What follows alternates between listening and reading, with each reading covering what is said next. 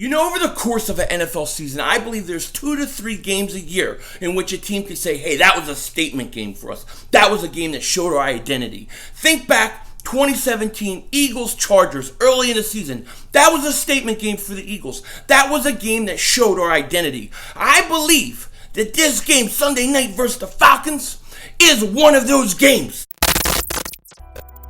18th pick in the NFL draft. Hey, make us lunch. We're hungry.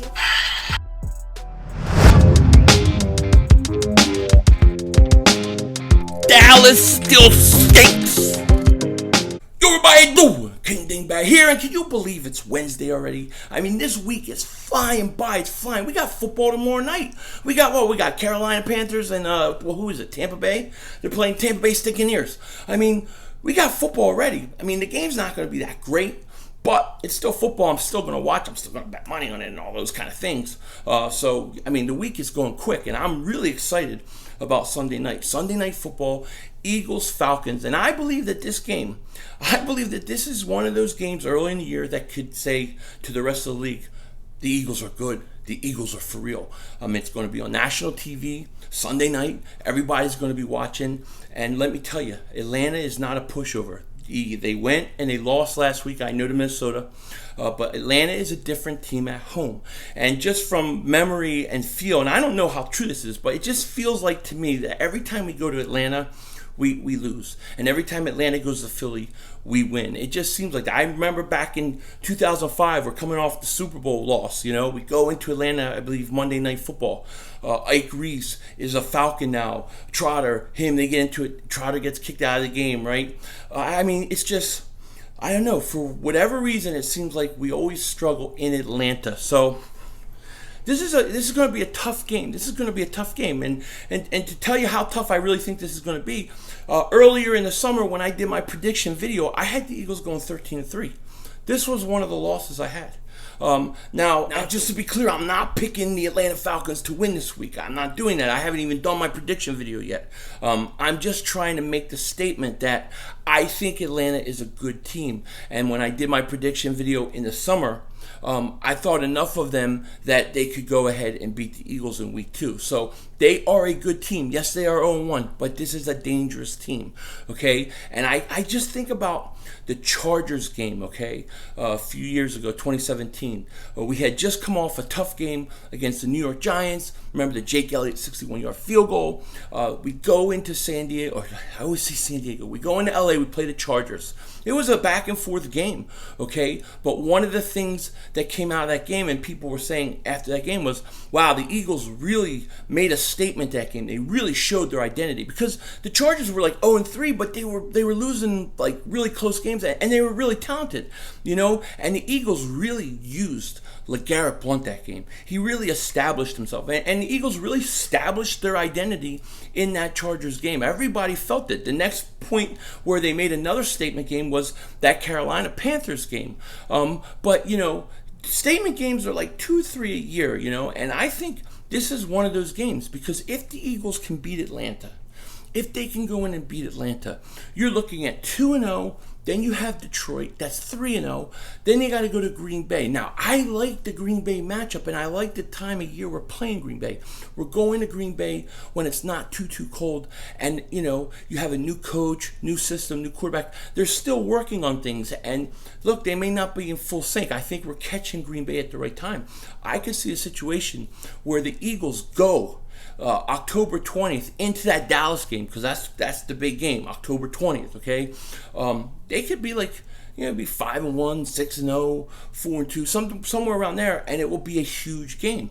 I really think this Atlanta Falcon game is a possible statement game, because the Falcons can score points. The Eagles can score points, okay? We both can do that. I don't think the Eagles are going to come back or come out as rusty. They kind of got that out in the first half. I really think that, if the Eagles can just get to Matt Ryan, if that pass rush does what it's supposed to do, if it can get to the quarterback, I think the Eagles are going to win this game, and I think they're going to win it pretty easily because Matt Ryan will throw. He will throw the turnovers. He will take, make the bad throws. You can beat this team if you can get to Matt Ryan. That's the key. But you know what? I'm going to talk about that in my preview videos and stuff when we break down other positions as well. But look, they got a lot of weapons. They got Julio Jones, Calvin Ridley, Sanu. They, you know about the running backs. This is a good team. This is a team that can score points. I think the Eagles can match them in points. I think the key is the pass rush. If the Eagles can get to Matt Ryan, they're going to win this game. If they can't, I don't know that they're going to win this game. That's just the truth. I just have a gut feeling like if the Eagles can beat the Falcons, we're going to go on a winning streak. It's going to be the catalyst that puts us on like a 7-8 game winning streak, really give us a chance to take control of the conference. I feel like that. And that's what happened in 2017 with the Chargers victory week 4. It was what set us up to go on a huge, I think it was like a 9-game winning streak or something like that. It was a big deal. And I feel like that with this game. I feel like this game is going to be a high-scoring game. I think both offenses are going to come out and score points, and I think the defense that steps up in the fourth quarter and makes a few plays will win this game. Look, I know Atlanta's 0-1, and they're a team that is very talented, but oftentimes doesn't live up to their talent. They don't play up to it. They don't. They can be chokers. I mean, I'm not trying to bash the Atlanta Falcons, so don't get offended at me, Slitta, or anybody out there. I'm just saying, the Falcons have had problems 28-3. The Falcons have had 28-3. Those kind of things. But, where's their Super Bowl rings? Where are the Super Bowl rings? That's what I want to know. Where are the Atlanta Falcons Super Bowl rings? 28-3. They should never have blown that lead. It still pisses me off, that game. I wanted them to win that game, and I know that probably pisses Atlanta Falcons fans off more. I get it, but I mean, I just feel like Atlanta is a better team than they showed last week. They're better at home. They got a lot of talent, and the Eagles got to come out firing, and I think we will. I'm okay. I feel good about the offense. I just think that pass rush has to get to Matt Ryan.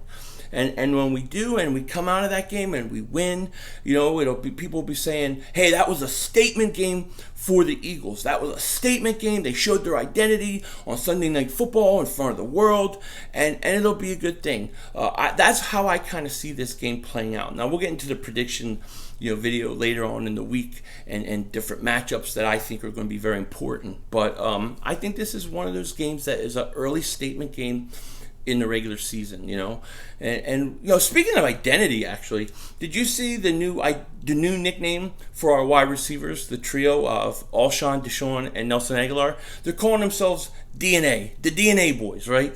So that's cool. If they're happy and they're having fun doing it, then fine. Having nicknames, great. DNA boys. So hey, what's DNA's DNA? What are you guys made of?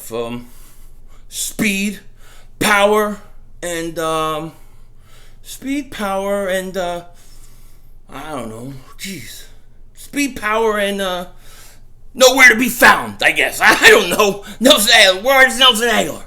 I don't know. But anyways, in truthfulness, I like it. I think it's kind of cool, But if we win this game and we put a bunch of victories together, it'll be very, very interesting headed into that October 20th matchup with the Cowboys. And I'm going to keep harping on that game because I think that game is a huge game.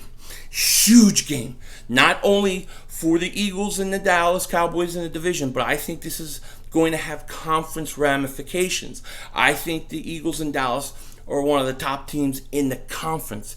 And if you look at Dallas' schedule, I think they got the Redskins this week, which they'll probably win. Then they got to play Miami, which they'll win. They could very well come into the game against us 6-0, 5-1, 4-2, just as well. You could get like 2 5-1 teams, 2 4-2 teams, maybe 2 undefeated teams. Woo! That would be nuts. That would be double moonwalk time. Oh man, that would be insane. I think the build up to that Dallas Eagles game is going to be It's going to be crazy. It's going to be mass hysteria. It's going to be awesome.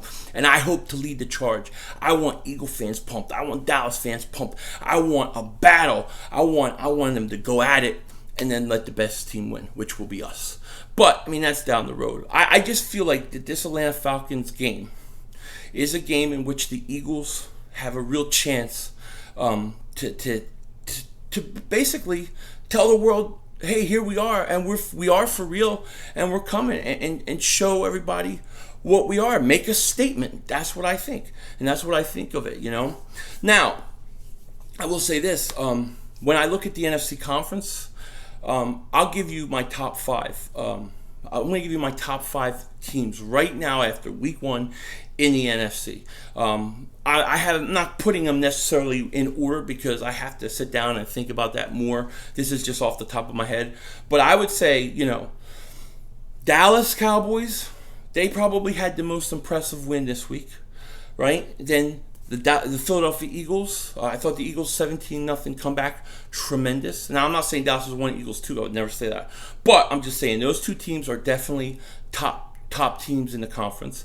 I think Minnesota, the way that they beat Atlanta, because I have Atlanta as a playoff team, really shocked me. Dalvin Cook looks really, really good. And I would say Minnesota is definitely in the mix right now. And look, we are the Skull Crushers. We'll deal with them when the time comes.